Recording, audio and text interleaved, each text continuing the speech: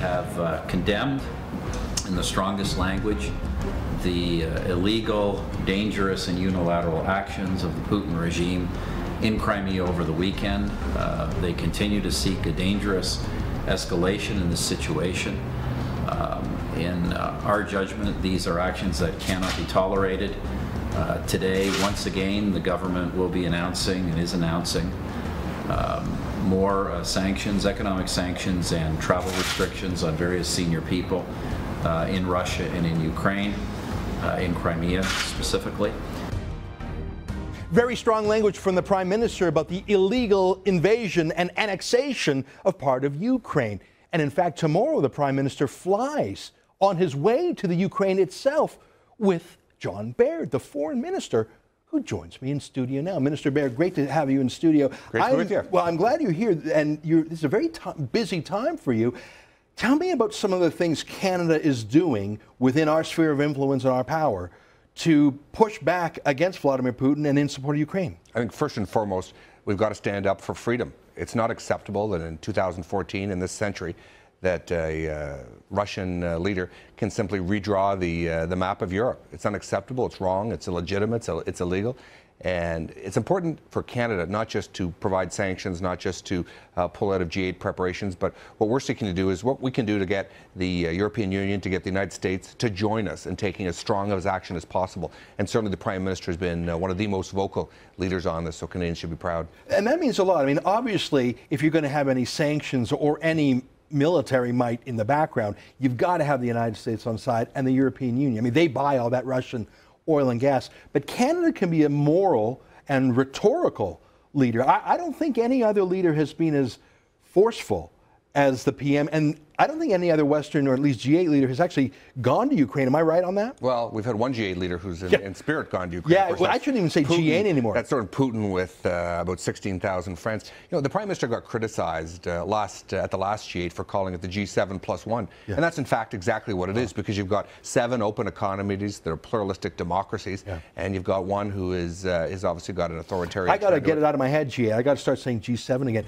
Are you worried about flying in to Ukraine? How volatile is it on the ground? I mean, I understand that Crimea, I mean, it looks to me, that's just step one. There have been rallies with pro-Russian propagandists with their flags across Ukraine. Can I show you a quick clip of the installed deputy PM of Crimea talking about how he wants to spread this? I want your reaction. Here's a quick clip. Look at this. So you think this is the first step, and that other regions will follow? I really think so. I think second step will be with East Ukraine. Well, and we've seen rallies across Ukraine. Do you think this is going to spread? Yeah, I think that's the big fear that we have. That's why it's so strong. It would be unequivocal and deliver powerful messages that what's happened in Crimea is unacceptable.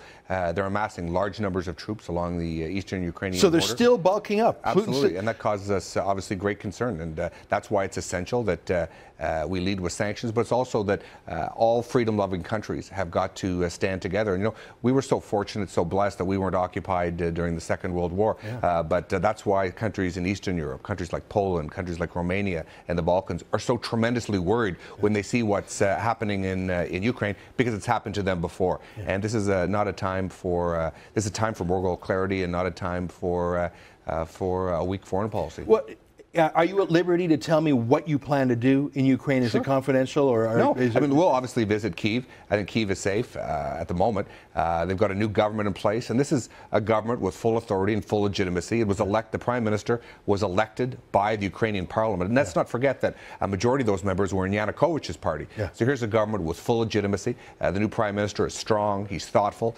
and obviously, though his new government is struggling, I think what Stephen Harper will do on behalf of Canada and all Canadians is stand in solidarity with that new government, with that the new leadership there, and to do all we can to help ensure that the West stands tall and stands firm against what's going on. I know it's got to be a team effort. Canada just doesn't have the military or economic chops to do it on their own. I mean, if you're trying to impose sanctions, well, you got to have Wall Street and the London capital markets. You just can't do it on your own. But I mean, obviously, no country can do it by themselves. We've got 28 European countries, Switzerland, Canada, the United States. It becomes a lot more powerful. Well, but here's the thing. I mean, Canada announced sort of a cookie cutter what the United States did.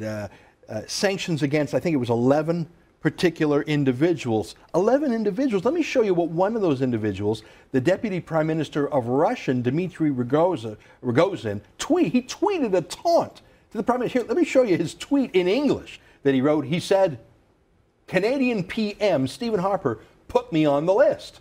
Looks like they're also looking for my accounts and villas. They wish." This is the Deputy Prime Minister of Russia. This sounds like a taunting blogger. He's taunting Canada. Well, we've listed many on the list, and we're prepared to expand it. We've already expanded it twice since we made the initial announcements, and we're prepared to do it again. It will not be business as usual for the Russian Federation and the democratic world. We will work to stand united and to isolate them. But I mean, Russia gets its money from oil and gas. It produces almost as much oil as Saudi Arabia does, and it sells it to Europe. And natural gas is sold. So I don't even know how we can do damage to them economically when the West and Europe in particular is such a client. That's why it's so imperative that we get more LNG for exports from both Canada and the United States, so we can offset the repressive threats that Russia places on our friends in Europe. That's why it's so tremendously important that we get more oil in the international market that comes from stable, liberal democracies. And fracking, we've got to get Ukraine, Poland. These are countries that are buying natural gas at such inflated prices from Putin. Yeah. I mean, he's got to be laughing at his luck. I want to show you the cover of The Economist. I don't put a lot of stock in The Economist, because sometimes they nail it. This is the cover, The New World Order. It's Putin. It's obviously a photo illustration, shirtless, as is his wont, in a tank, sort of driving right over a stop sign. The New World Order.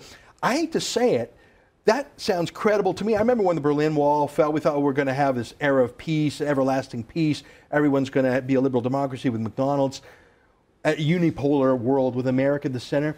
This guy, Vladimir Putin, he thinks it should be the opposite. He's trying to rebuild this Soviet empire, isn't he? Well, rebuild an empire, whether it's the Soviet empire or a Tsarist empire from the period before that. It caused us a lot of concern, and we're seeing in our dealings with some of the countries. Take Poland, for example. They've been incredibly strong. Their prime minister, their foreign minister Sarkozy, has been incredibly strong. As Sikorsky says, that this is about freedom, and they've lived under an authoritarian dictatorship with influence from the Kremlin, and they don't want it to happen again. And it's essential that we stand on the right side of this issue. That's why it's tremendously important that we speak loudly and clearly. This is not a time for moral relativism. It's a time for tough talk. France is selling them aircraft carriers. France is selling Russia aircraft carriers. Maybe we should buy them instead of giving them to Russia. What do you think of that? I don't know about that, but it's not a good not a good deal to be selling. selling. No, we're helping our enemies.